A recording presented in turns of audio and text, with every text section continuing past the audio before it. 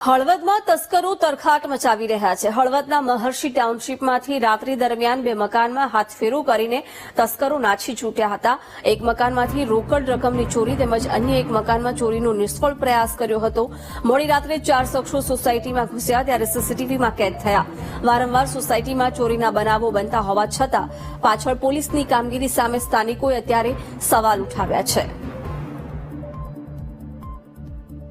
4 વાગ્યાની ગારામાં બન્યો છે। 4 જણા હતા। દરવાજો આખો ખોલીને બધું ફેરલું કરીને વૈયા ગયા છે। એટલે મેં જાણ કરાવી, મેં કેમેરામાં જુઓ આમાં કોને બાયણા ખોયલા હોય તે ઉઘાડ મૂકીને વહી ગયા। તો જોયું તો ખબર પડી કે આટલા જણા ફરે છે। બધા હાથે હાથે યાર ઠેલા છે, પાણા હાથમાં જાયેલા છે, મોઢા બાંધેલા છે, બધું છે હમણાં।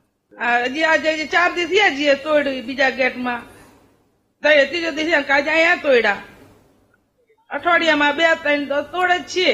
4 થી 5 જણા હરેક શેરીએ પોલીસ વાળાને જો નાઇટ ડ્યુટી આપે તો મહર્ષિ ટાઉનશીપમાં ઘણી રાહત થઈ જાય, કારણ કે આવા અનેકો બનાવથી આખી સોસાયટીમાં એક ડર જેવો માહોલ થઈ ગયો છે કે જેથી કરીને એકલા લેડીઝો રહી નથી શકતા।